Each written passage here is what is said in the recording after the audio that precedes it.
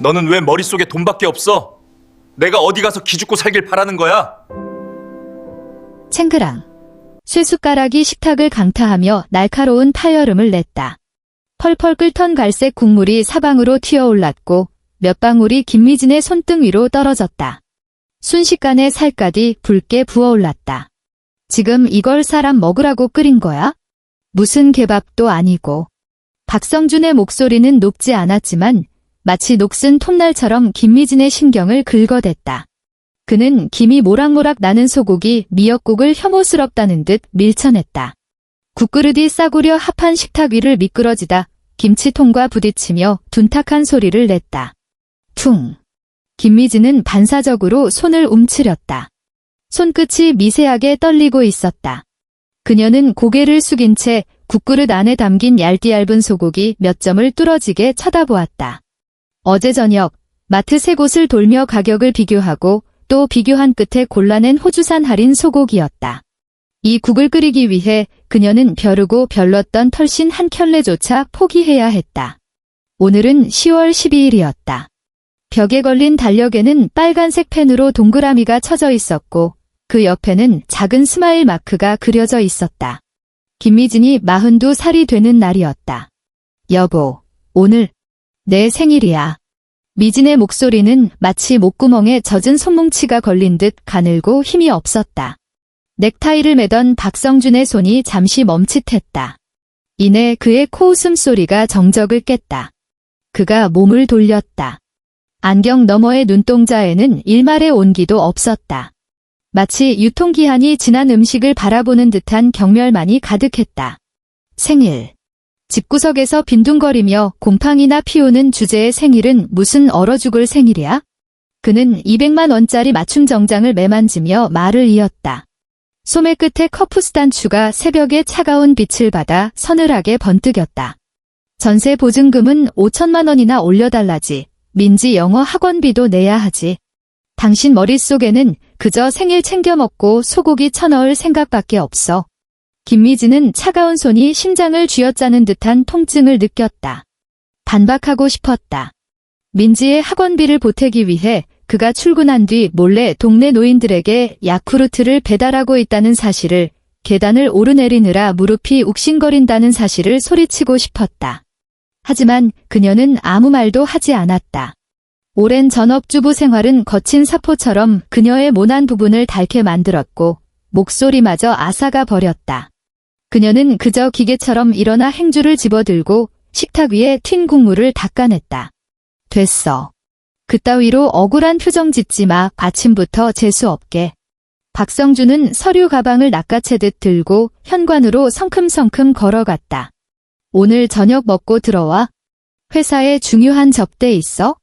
쾅 현관문이 닫히는 소리가 집안을 울렸다. 집안은 다시 죽은 듯한 고요 속에 잠겼다. 냉장고 모터가 돌아가는 웅웅거리는 소음만이 공간을 채웠다. 김미진은 기름때 묻은 행주를 쥔 채 굳게 닫힌 현관문을 바라보았다. 참았던 눈물이 뚝뚝 식어버린 미역국 위로 떨어져 내렸다. 그녀는 감정 없는 로봇처럼 식탁을 치웠다. 손도 대지 않은 미역국을 노란색 음식물 쓰레기 봉투에 쏟아부었다. 그 순간 그녀는 자신이 시큼한 악취를 풍기는 이 음식물 쓰레기와 별반 다를 게 없다고 느껴졌다. 집안일을 마친 김미진은 무거운 발걸음을 이끌고 안방으로 들어갔다. 침대 위에는 박성준이 어제 벗어둔 양복이 아무렇게나 던져져 있었다. 그가 가장 아끼는 짙은 남색 스트라이프 슈트였다. 세탁소에 맡겨야 했다. 그녀는 익숙한 손놀림으로 양복 주머니를 뒤졌다. 혹시 빠뜨린 물건이 없는지 확인하는 것은 그녀의 습관이자 의무였다. 마치 이 집을 돌아다니는 로봇 청소기나 24시간 돌아가는 공기청정기처럼 말이다. 왼쪽 주머니 비어있음. 오른쪽 주머니 비어있음. 안주머니. 손끝에 딱딱한 종이 조각 2장이 걸렸다. 꺼내보니 반듯하게 접힌 영수증이었다. 영수증을 펼쳐든 김미진의 동공이 숫자를 확인하는 순간 격렬하게 수축했다. 찍힌 시간은 어젯밤 8시 30분. 장소는 강남 청담동의 고급 일식당 스시야였다. 오마카세 2인. 사케 한 병. 시선이 맨 아래로 미끄러졌다. 그곳에 찍힌 숫자가 망치처럼 그녀의 정수리를 내리쳤다. 일금 12만 원 정. 무려 12만 원이었다. 김미진은 현기증을 느끼며 침대 협탁을 짚었다. 12만 원이면 최상급 한우를 2근이나 살 수 있고 민지의 피아노 학원비 절반을 낼 수 있으며 마트에서 꼼꼼하게 장을 보면 2주치 식비를 해결할 수 있는 돈이었다. 고작 5천 원짜리 소고기 미역국 때문에 그녀에게 고래고래 소리를 지르던 남편이 어젯밤 청담동에서 누군가와 한 끼에 12만 원짜리 저녁을 먹었다는 것이다. 그 누군가는 대체 누구란 말인가? 김미진의 손이 제멋대로 떨리기 시작했다. 그녀는 다시 안주머니 깊숙이 손을 넣었다. 이번에는 차갑고 단단한 금속 물체가 손끝에 닿았다. 평범한 플라스틱 카드가 아니었다. 그녀는 마치 판도라의 상자를 여는 심정으로 천천히 그 물건을 꺼냈다. 묵직한 무게감이 느껴지는 검은색 메탈 카드였다. 표면에는 고급스러운 무광 처리가 되어 있었다. 현대백화점의 최상위 VIP 블랙 카드. 연간 소비액이 1억 원을 넘는 고객에게만 발급된다는 그 카드였다. 그리고 카드 뒷면 서명란에는 은색 유성펜으로 낯선 이름 하나가 적혀 있었다. 너무나 단정해서 오히려 도발적으로 느껴지는 글씨체였다. 수진. 박성준도 김미진도 아니었다. 수진이었다. 절망이라는 이름의 한기가 발바닥에서부터 정수리까지 치고 올라왔다. 위장이 뒤집히는 것 같았다. 아까 마시지 못한 미역국이 뱃속에서 강산으로 변해 오장육부를 녹여버리는 듯한 고통이 밀려왔다. 그때였다. 양복 주머니 깊은 곳에서 아주 미세한 진동 소리가 들려왔다. 징. 집안이 끔찍할 정도로 조용하지 않았다면 결코 듣지 못했을 소리였다. 김미진은 숨을 멈추고 떨리는 손을 다시 그 깊은 주머니 속으로 마치 끝이 없는 구렁텅이 속으로 집어넣었다. 휴대전화였다. 그녀가 한 번도 본 적 없는 칠흑같이 검은색의 최신형 삼성 폴더블 폰이었다. 휴대전화의 외부 액정이 환하게 밝혀져 있었고 나의 사랑이라는 발신자 이름과 함께 메시지 내용이 적나라하게 떠 있었다. 자기야, 어제 스시 정말 맛있었어. 오늘 밤에도 나보러 올 거지? 보고 싶어. 어두운 침실 안에서 액정의 불빛은 유난히 시리게 빛나며 김미진의 창백한 얼굴을 비췄다. 화장대 거울 속에 비친 여자는 헝클어진 머리에 보풀이 인 잠옷을 입고 있었고 눈동자는 말라버린 우물처럼 텅 비어 있었다. 그랬구나. 회사 접대라는 건 수진을 만나는 거였구나. 전세 보증금 때문에 힘들다던 건 수진에게 블랙카드를 쥐어주기 위해서였구나. 박성준에게 김미진이라는 여자는 정말로 5천 원짜리 미역국 한 그릇의 가치도 없는 존재였구나. 징. 휴대전화가 다시 한번 몸을 떨었다. 답장이 없네. 아직도 그 늙은 여편네 옆에 있어? 킥킥. 늙은 여편네. 그 5글자가 불에 달군 인두처럼 김미진의 망막에 찢어졌다. 그녀는 울지 않았다. 이상하게도 그 순간 눈물이 뚝 그쳤다. 그녀는 휴대전화를 꽉 움켜쥐었다. 손톱이 손바닥을 파고들어 피가 배어나올 정도였지만 그 날카로운 통증 덕분에 질식할 것 같은 고통 속에서 간신히 이성을 찾을 수 있었다. 그녀는 휴대전화를 원래 있던 자리에 돌려놓았다. 블랙카드도 주머니에 넣었고 심지어 영수증까지 원래 접혀있던 자국 그대로 접어 제자리에 꽂아두었다. 모든 동작은 숨소리조차 들리지 않을 만큼 조심스러웠다. 마치 박성준이라는 악마가 등 뒤에서 지켜보고 있기라도 한 것처럼. 밤 11시. 현관 도어록이 해제되는 소리가 들렸다. 띠, 띠, 띠, 띠, 띠리릭. 박성준이 찬바람과 술 냄새를 몰고 들어왔다. 기분이 좋은지 정체불명의 콧노래를 흥얼거리며 손에는 편의점 비닐봉지를 달랑거리고 있었다. 어이, 자냐. 그가 소파에 누워있는 김미진의 다리를 툭툭 찼다. 김미진은 눈을 뜨고 몸을 일으켰다. 거실 불은 꺼져 있었고 창밖 가로등의 노란 불빛만이 길게 늘어진 그녀의 그림자를 기괴하게 비추고 있었다. 왔어. 그녀의 목소리는 소름 끼칠 정도로 차분했다. 이번 주말 엄마 칠순 잔치, 장소 예약했어. 박성준은 구두를 벗으며 무심하게 내뱉었다. 서울 신라호텔 영빈관이야. 친척들한테는 내가 다 연락 돌렸어. 대충 5테이블 정도 될 거야. 신라호텔. 김미진이 고개를 번쩍 들었다. 어둠 속에서 남편을 바라보는 그녀의 눈이 믿을 수 없다는 듯 커졌다. 신라호텔. 거기 밥값이 얼만 줄 알고 하는 소리야? 한 100만 원 하겠지? 박성준은 대수롭지 않다는 듯 어깨를 으쓱했다. 술값 사고 봉사료까지 합치면 500만 원이면 되겠네. 500만 원. 500만 원. 김미진의 목소리가 통제를 잃고 날카롭게 찢어졌다. 민지 학원비도 밀려있고 집주인은 다음 달에 보증금 올린다고 난리인데 지금 500만 원을 들여서 잔치를 하겠다고? 예전처럼 집에서 상 차리면 되잖아. 야, 너는 내가 쪽팔려서 얼굴도 못 들고 다니길 바랐냐? 박성준이 돌연버럭 소리를 지르며 들고 있던 비닐봉지를 바닥에 내동댕이 쳤다. 캔맥주 하나가 굴러나와 치익 하며 하얀 거품을 토해냈다. 그는 단숨에 김미진의 코앞까지 다가와 삿대질을 해댔다. 튀어오른 침이 그녀의 얼굴에 닿았다. 내가 장남이야.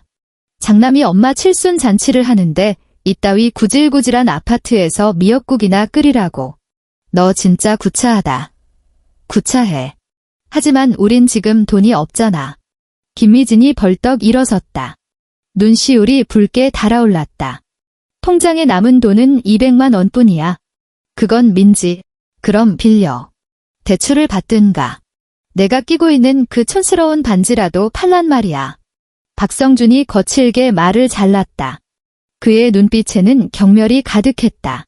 맨날 돈, 너 같은 여자는 꼭 기생충 같아. 내 피만 쪽쪽 빨아먹고 산다고. 이번 일 제대로 못하면 민지 양육권 뺏어올 줄 알아. 너는 그 찢어지게 가난한 친정으로 쫓겨나는 거고. 기생충. 피를 빠는 벌레. 김미진은 눈앞에서 얼굴을 일그러뜨리고 있는 이 남자를 멍하니 바라보았다. 15년을 사랑했고 아이를 낳아 길렀으며 시부모를 모시고 집안일을 도맡아 했던 남편이 낯선 괴물처럼 보였다.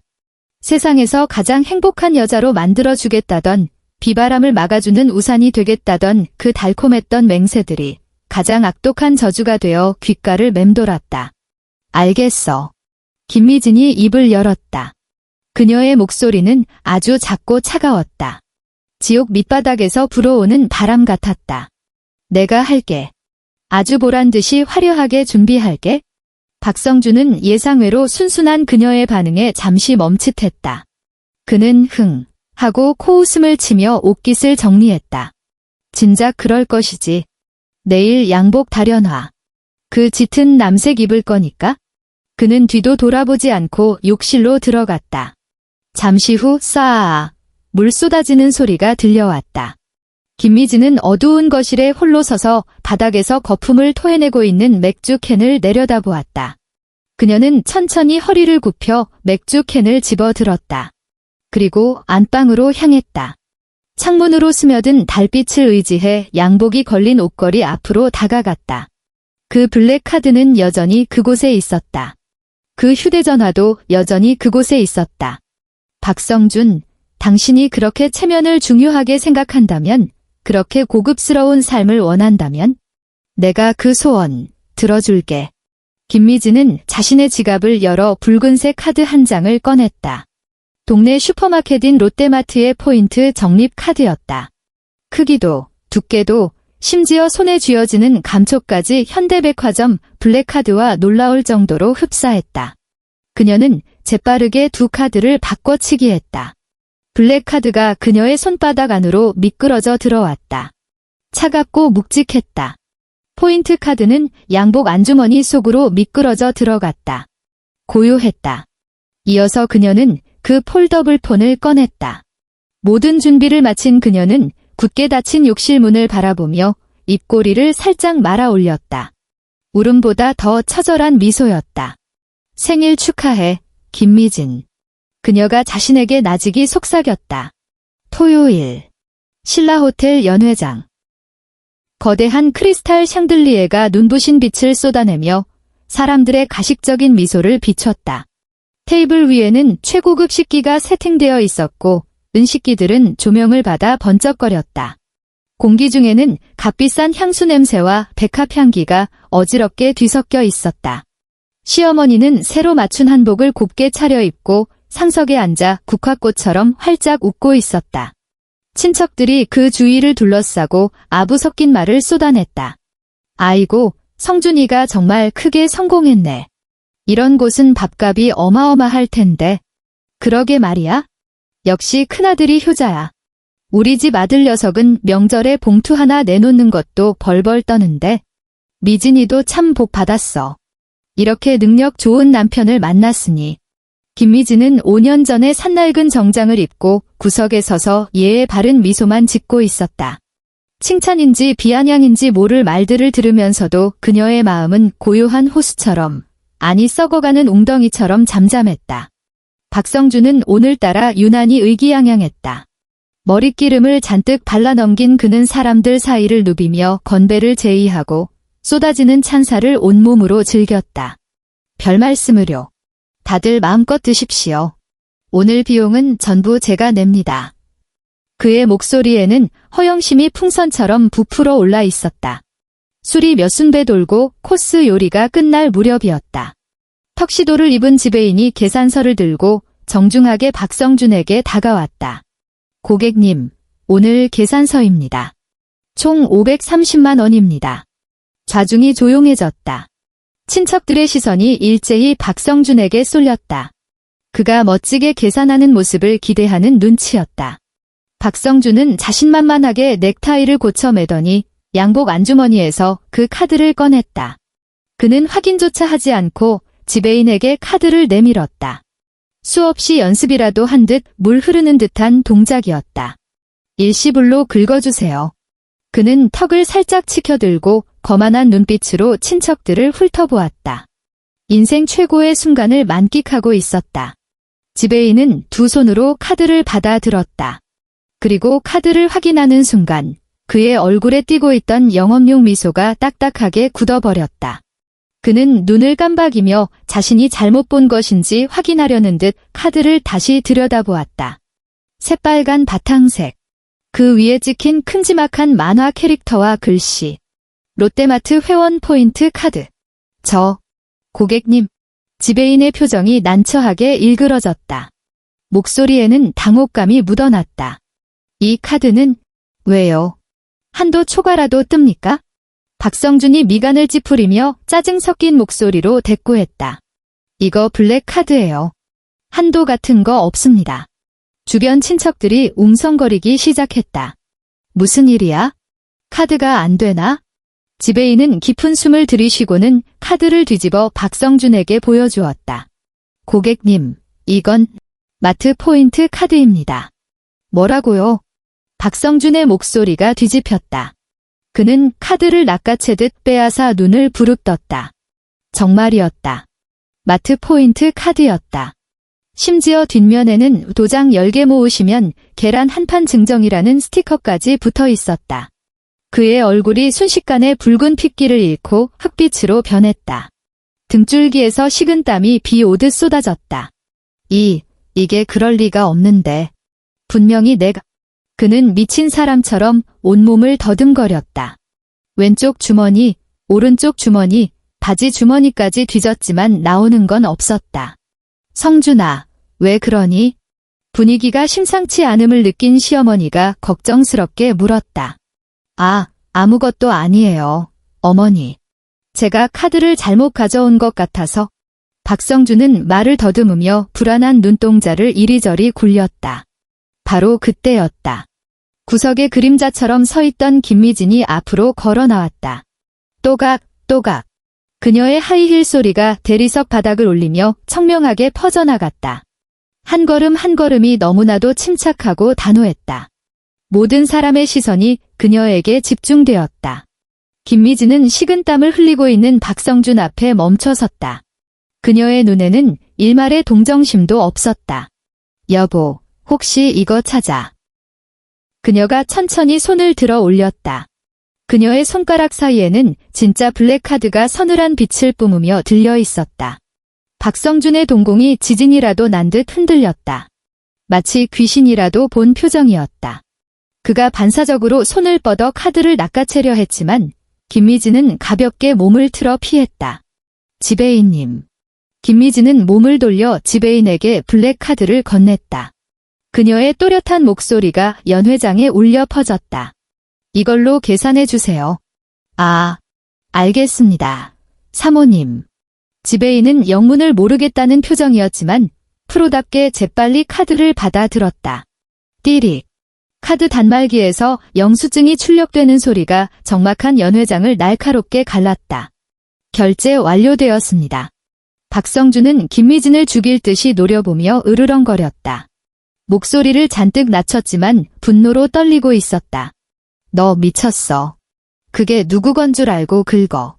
그건 그는 황급히 입을 다물었다. 겁에 질린 눈으로 주변 친척들의 눈치를 살폈다. 누구 거냐니? 김미진이 그를 보며 빙그레 웃었다. 하지만 그 눈빛은 만년설처럼 차가웠다. 설마 수진 씨 카드라고 말하려는 거야? 수진이라는 이름이 튀어나오자 박성준의 다리가 휘청거렸다. 그 순간이었다. 연회장 정면에 설치된 대형 스크린이 갑자기 환하게 밝아졌다.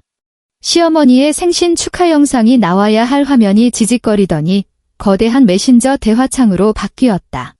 박성준의 두 번째 휴대전화에서 추출한 대화 기록이었다. 거대한 스크린 위로 추잡하고 노골적이며 탐욕으로 얼룩진 문자들의 향연이 모든 사람의 눈앞에 펼쳐졌다. 자기야, 그 늙은 여편네 진짜 지긋지긋해 죽겠어. 애만 아니었으면 진작 내쫓았을 텐데. 걱정 마, 그 여자 비상금까지 내가 싹 다 털어냈으니까. 이번 투자금만 들어오면 우리 몰디브로 뜨자. 아, 그 노인의 칠순 잔치는 또 왜 이렇게 유난인지. 돈 쓰고 연기까지 해야 하니 귀찮아 죽겠네. 빨리 좀 뒤지지. 마지막 메시지와 함께 사진 한 장이 첨부되어 있었다. 사진 속에서 박성준은 젊고 요염한 여자를 끌어안은 채 카메라를 향해 입을 맞추는 신용을 하고 있었다. 흡. 사람들 사이에서 경악에 찬 비명이 터져나왔다.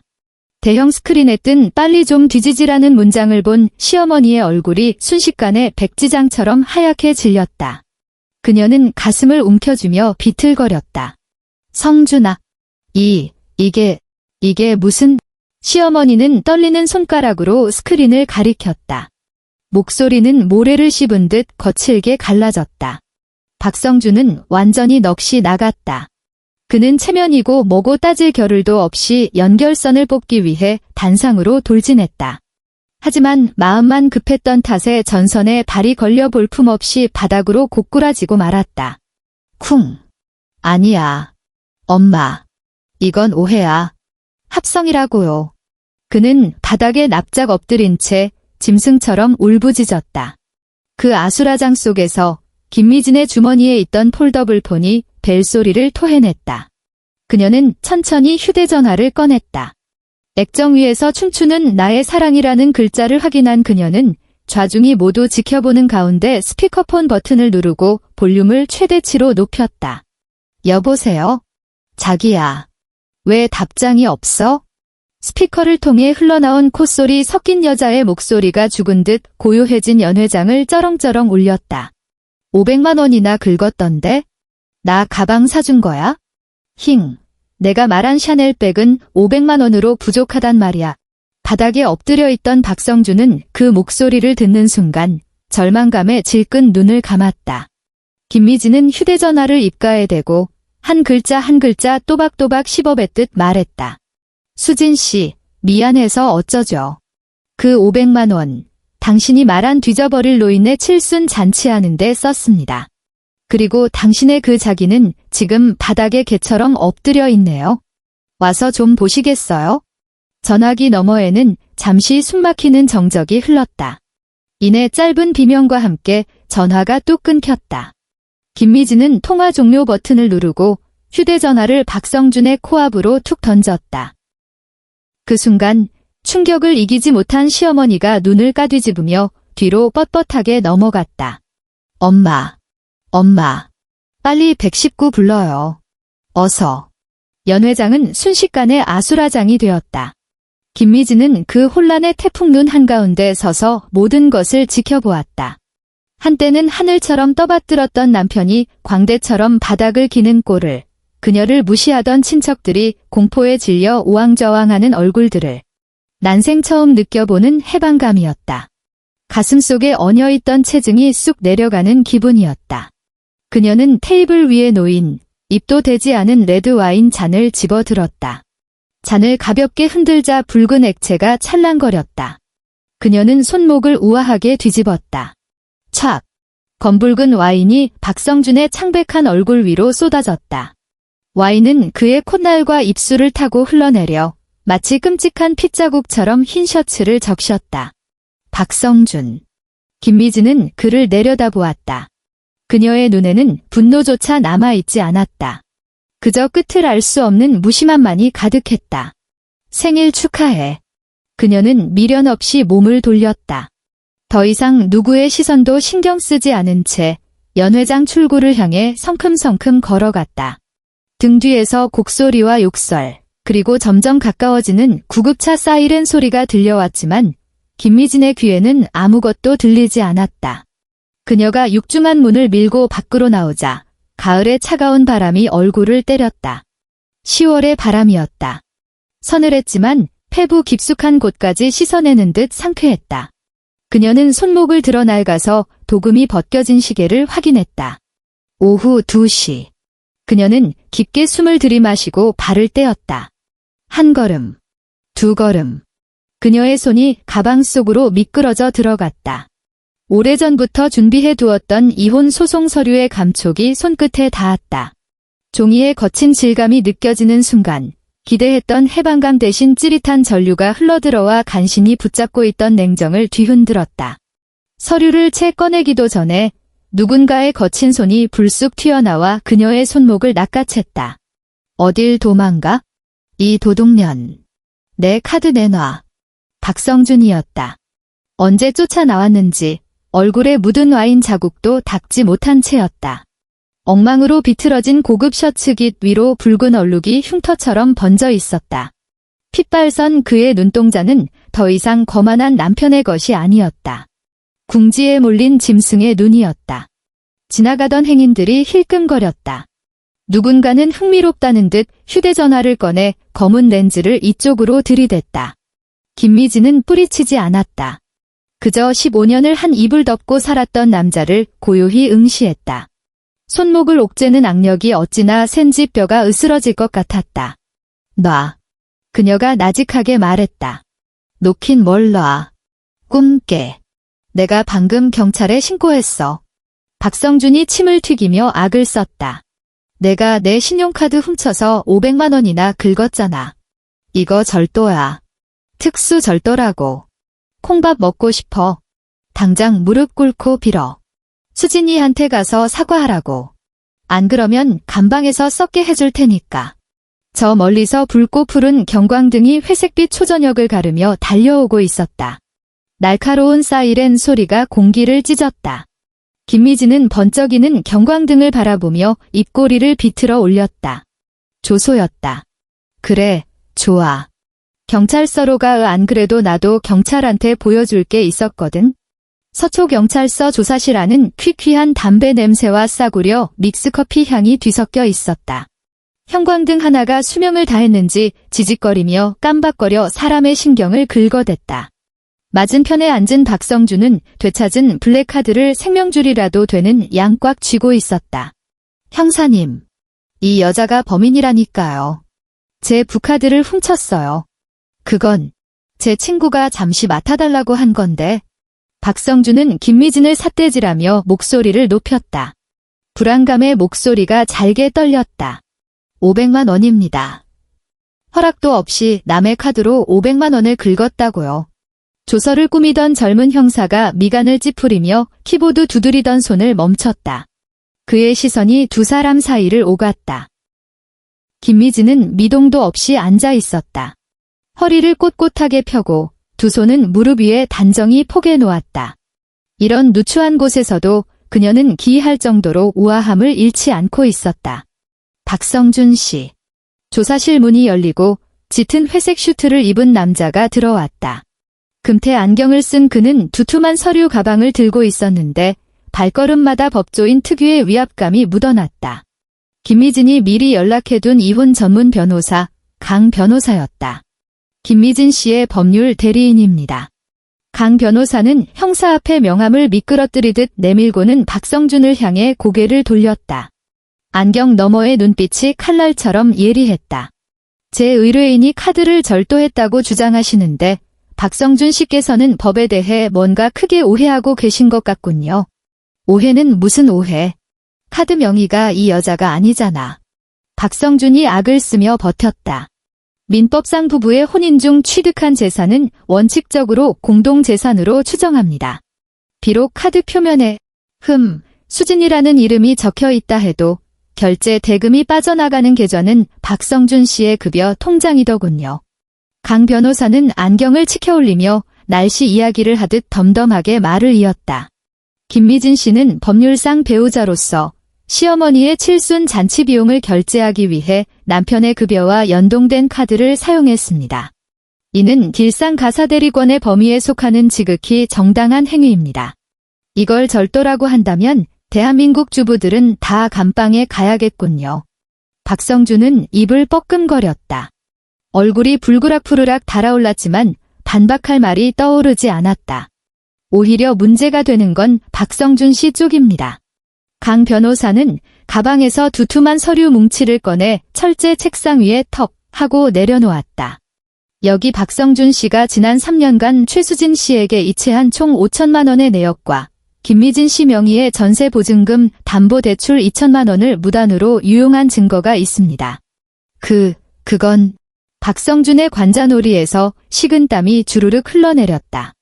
저희는 이미 법원에 이혼 소장을 접수했고 재산가압류 신청도 마쳤습니다. 강 변호사의 목소리가 영하로 떨어졌다.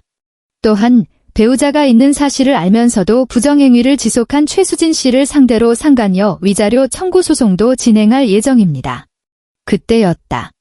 복도에서 또각또각 급박한 구두 소리가 들려왔다. 성준 오빠.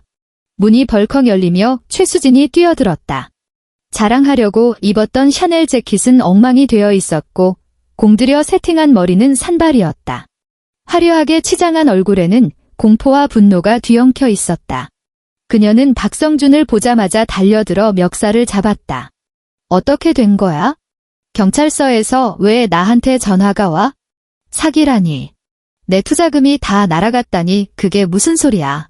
최수진이 비명을 지르며 흔들어대자 긴 손톱이 박성준의 목덜미를 파고들었다. 박성준은 그녀의 눈을 피하며 웅얼거렸다. 수진아. 내 말 좀 들어봐. 주식시장이 요즘 변동이 좀 심해서. 변동. 김미진이 입을 열었다. 그녀는 천천히 자리에서 일어나 서로 엉겨붙어 있는 두 남녀 앞으로 다가갔다. 가방에서 USB 메모리 하나를 꺼내 책상 위에 가볍게 올려놓았다. 변동이 아니라 휴지 조각이 된 거야. 김미진은 최수진을 바라보며 마치 사망 선고를 내리는 의사처럼 차분하게 말했다. 이 사람이 당신한테 받은 투자금 조천만 원, 전부 코스닥 잡주에 몰빵했어. 그것도 미수까지 써서 10배 레버리지로. 그리고 어제 오후에 그 종목 상장 폐지 결정 났어. 그리고 하나 더. 김미진은 사색이 된 박성준에게 시선을 돌렸다. 당신한테 고급 정보라고 속삭였던 거 사실은 도박빚 메우려고 지라시에서 주워듣고 아무거나 산 거야. 최수진은 멍하니 입을 벌렸다. 잡고 있던 멱살을 놓치고 비틀거리며 뒷걸음질 쳤다. 5천만 원. 그게 내 전 재산인데. 그녀가 고개를 번쩍 들었다. 눈빛에 서린 것은 더 이상 사랑이나 애교가 아닌 살이에 가까운 증오였다. 야! 그녀는 찢어지는 비명과 함께 미친 사람처럼 박성준에게 달려들었다. 내 돈 내놔. 이 사기꾼아. 이 나쁜 새끼야. 얼굴은 안 돼. 이 여자가 미쳤나. 이거 놔. 조사실은 순식간에 난장판이 되었다. 한때 서로 죽고 못 살던 연인은 이제 썩은 고기를 두고 다투는 들깨 떼처럼 바닥을 뒹굴며 서로를 물어뜯고 있었다. 박성준의 안경이 날아가고 최수진의 재킷이 찢겨나갔다. 김미진은 한 발 물러서서 그 추악한 광경을 내려다보았다. 통쾌함보다는 지독한 피로감과 역겨움이 밀려왔다. 그녀는 강 변호사에게 가볍게 목례를 하고 문을 열었다. 등 뒤에서 들려오는 짐승 같은 포효와 욕설이 철문에 가로막혀 잦아들었다. 경찰서를 나선 김미진은 밤하늘을 올려다보았다. 오늘따라 달이 참 밝고 둥글었다. 3개월 후 서울 가정법원. 판사의 의사봉이 둔탁하지만 명쾌한 소리를 내며 내려쳐졌다. 15년간 이어온 질긴 인연이 법적으로 끊어지는 소리였다. 피고석에 앉은 박성준은 몰라보게 수척해져 있었다. 그는 김미진이 마지막으로 다려주지 않았던 그 구겨진 짙은 남색 양복을 입고 있었다. 소매 끝은 해져 있었고 넥타이는 삐뚤어졌으며 턱은 면도를 하지 않아 잡초처럼 거뭇했다. 그는 모든 것을 잃었다. 회사에서는 횡령 혐의와 불륜 스캔들이 터지자마자 그를 해고했다. 살던 아파트의 전세 보증금은 재산 분할로 대부분 김미진에게 돌아갔고 남은 쥐꼬리만한 돈은 최수진에게 피해 보상금으로 뜯겼다. 어머니마저 등을 돌렸다. 그날의 칠순 잔치는 노인에게 씻을 수 없는 치욕을 안겼고 깨어난 시어머니는 아들과의 의절을 선언하고 시골로 내려가 버렸다. 김미진은 판결문을 손에 쥐고 법원 정문을 나섰다. 햇살이 눈부셨다. 그녀는 눈을 가늘게 뜨고 깊게 숨을 들이마셨다.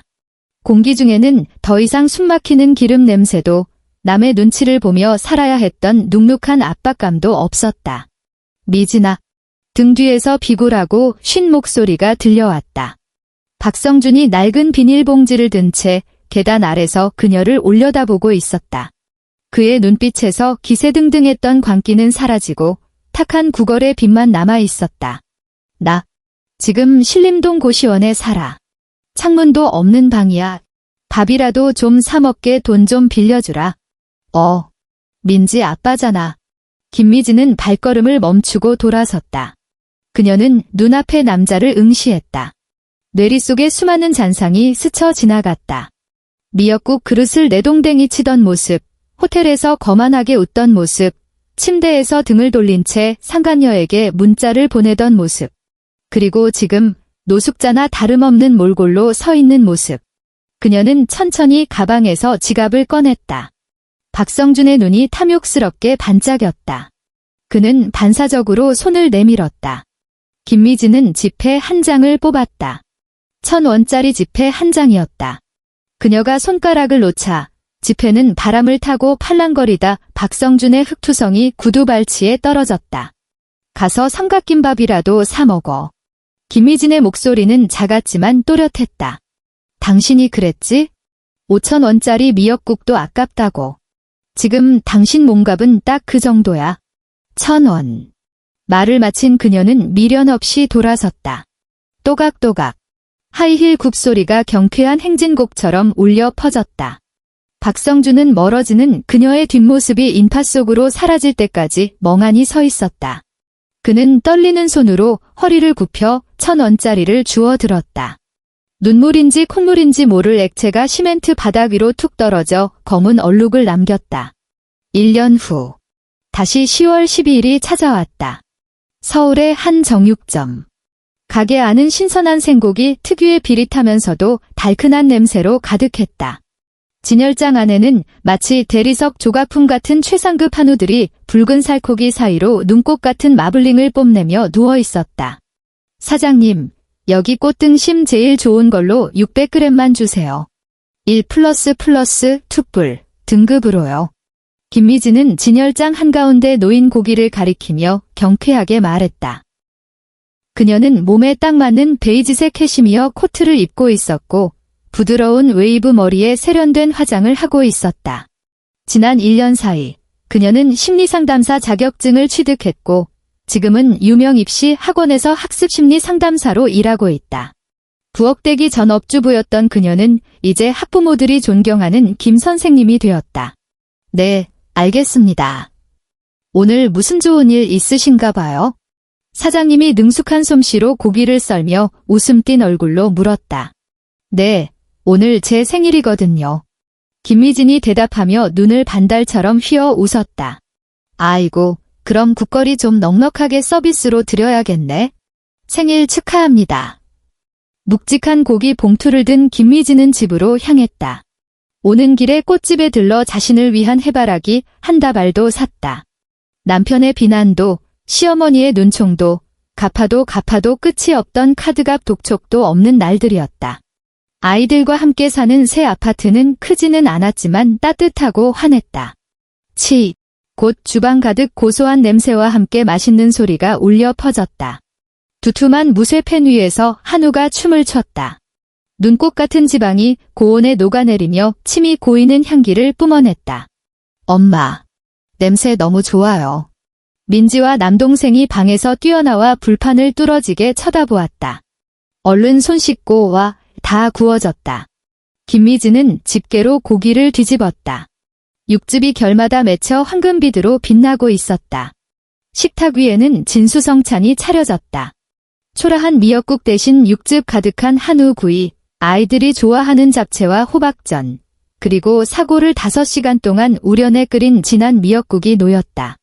생일 축하합니다. 생일 축하합니다. 사랑하는 우리 엄마. 아이들이 손뼉을 치며 노래를 불렀다. 촛불이 일렁이며 두 아이의 해맑은 미소를 비췄다. 김미진은 잘 구워진 꽃등심 한 점을 집어 입에 넣었다. 입안 가득 풍부한 육즙이 터져나왔고 고소한 기름기가 혀를 감쌌다. 그것은 단순한 맛이 아니었다. 지난 1년간 밤낮 없이 공부하고 일하며 흘린 땀방울에 대한 보상이자 완벽한 충족감이었다. 고기를 씹던 그녀의 눈가가 촉촉해졌다. 작년 오늘 그녀는 5,000원짜리 국 한 그릇 때문에 자신이 쓰레기 같다고 느꼈었다. 올해 오늘 그녀는 세상에서 가장 비싼 고기를 먹으며 자신이 세상에서 가장 부유한 사람이라고 느꼈다. 고기가 비싸서가 아니었다. 이 모든 것을 자신의 능력으로, 자신의 손으로 당당하게 일궈냈기 때문이었다. 저녁 식사 후 김미진은 아이들을 데리고 근처 한강공원으로 나갔다. 강바람이 선선하게 불어왔다. 강 건너편 빌딩 숲의 네온사인이 검은 강물 위에 보석처럼 부서져 내렸다. 아이들은 잔디밭을 뛰어다니며 까르르 웃음을 터뜨렸다. 그 은방울 같은 웃음소리가 밤하늘로 퍼져나갔다. 김미진은 벤치에 앉아 따뜻한 커피를 손에 쥐고 그 풍경을 바라보았다. 징. 휴대전화가 짧게 진동했다. 은행 알림 문자였다. 이번 달 수업료가 입금되었다는 메시지였다. 찍힌 숫자를 확인한 그녀는 덤덤하게 화면을 껐다. 그녀는 차가운 밤 공기를 폐부 깊숙이 들이마셨다. 자유의 냄새였다. 누구에게도 의지할 필요 없고 누구의 눈치도 볼 필요 없으며 한밤중에 숨죽여 울며 남편의 주머니를 뒤질 필요도 없는 삶. 그녀는 고개를 들어 밤하늘에 뜬 둥근 달을 올려다보았다. 김미진, 참 잘했다. 그녀가 자신에게 속삭였다. 그녀는 자리에서 일어나 저 멀리서 손을 흔드는 아이들을 향해 걸어갔다. 엄마, 빨리 와요. 여기 고양이 있어요. 그래, 간다. 가로등 불빛 속으로 걸어 들어가는 그녀의 발걸음은 깃털처럼 가벼웠다.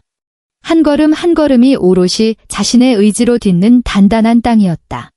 이곳이 바로 그녀의 천국이었다. 끝.